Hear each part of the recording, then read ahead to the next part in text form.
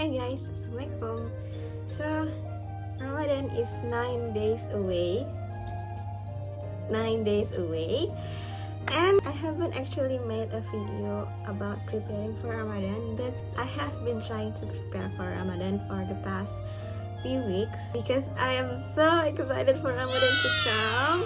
Ramadan is like my favorite time of the year, and I always look forward to it again right after I finish the last Ramadan. So Alhamdulillah, inshallah we're going to meet it again soon, and I'm so beyond excited, and I wanted to share the excitement with you guys. I know there are a lot of you that has prepared a long time before this, and by the time the video comes up it will probably be just 1 week away, but still I wanted to just document it and share it with you. So I have been watching a lot of Ramadan preparation lectures from Yakin Institute from Dr. Umar Sulaiman. Said in one of his videos that yes, we may have a lot of targeting goals that we're setting for Ramadan, like maybe khatam the Quran at least once, or do a lot of other sunnah things that's calculated quantifiably. But there's also those that also matters, that's not according to the quantity but actually for the quality. And the most important thing to prepare for Ramadan is actually a clean heart.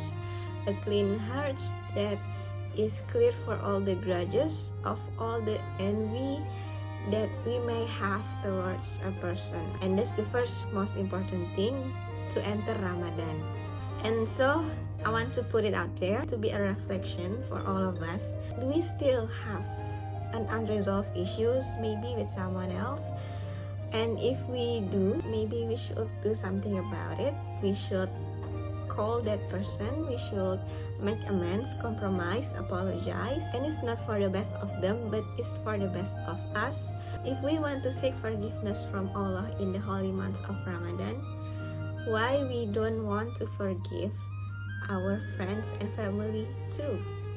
So that's the first step, and I'm not going to disclose that in public. No, that's just for our own inner reflections. So I'm going to proceed to the second preparation for Ramadan, which is, this is so cute, I think this is so fun. It's called the to-do not list. Usually we have to-do list, but this time is to-do not list. It's for us to reflect about what behavior do we think that we still have and we would like to fix. Isn't that the most important thing? Because we want to live Ramadan being better than ourselves before we enter the Ramadan, right? So we have to know what should we fix, what should we do better off, what should we improve as a human being. And that is really important, but I don't think a lot of people talk about that. So I hope this message is spread wide enough for all my Muslim brothers and sisters out there. Okay, so this one I'm going to do it with you. Okay, so I have prepared a notebook here. It's actually new because I really am preparing this for Ramadan. So let's just start.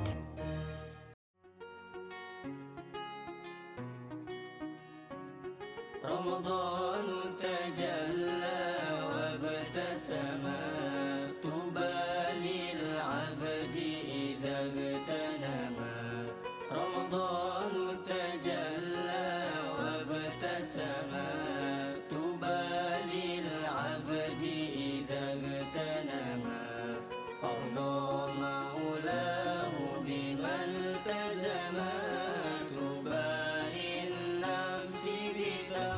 Okay, done. So I've written 8 things. So I'm going to disclose it with you guys because I think it's fun and I don't mind to be transparent. The first on the list is to do not be negative about future plans. You know, when you have like some kind of agenda in the future and it's something that you don't actually want to do, or it's something stressful or anxious, so you're stressing about the future in the present. And I often do that a lot, but when I have went through all that, actually it was just fine. So I will try to fix that by having the mindset that I'm going to have fun and Allah will protect me anyway, so I shouldn't really stress about that future, that plans like here right now that makes me not enjoy the present. So that's my first one, because I do that a lot. Second one is to do not make sarcastic remarks, because I'm guilty of that. When people talk to me and I wanted to reply to them, I usually make a sarcastic jokes about it that sometimes may or may not be offensive.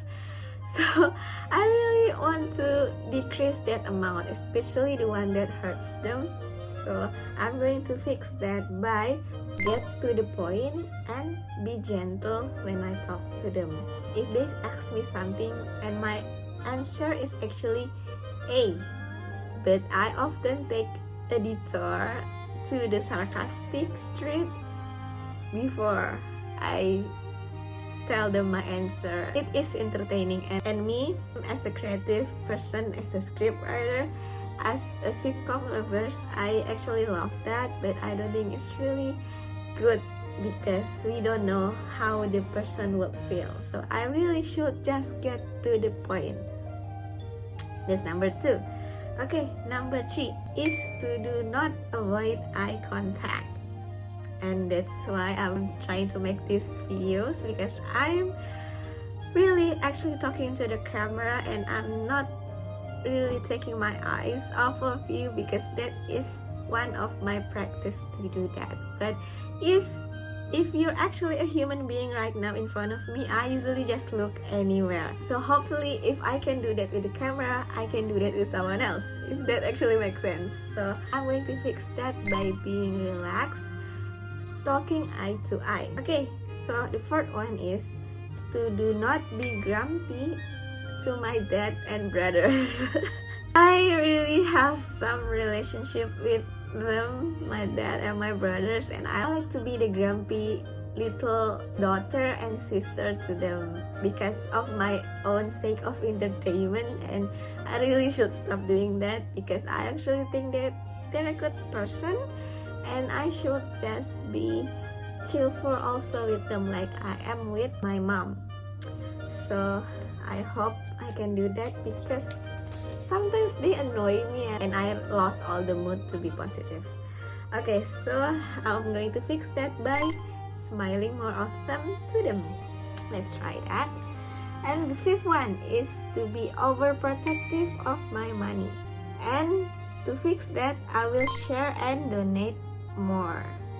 I really want to do that because really the reason why I'm trying to make money is one, to fulfill my own needs so I don't have to ask for my parents, but also so I can give to my parents, to my family, for my closest friends, for those who needs, because I'm actually a gift-giving person and I really should not be overprotective too much about my money, because in Islam we are taught that we cannot be poor from giving, so we should really actually practice that. And I don't really like capitalism and consumerism anyway, so this one should be easy for me, I hope. So that's the fifth one. And the sixth one is to do not judge people silently.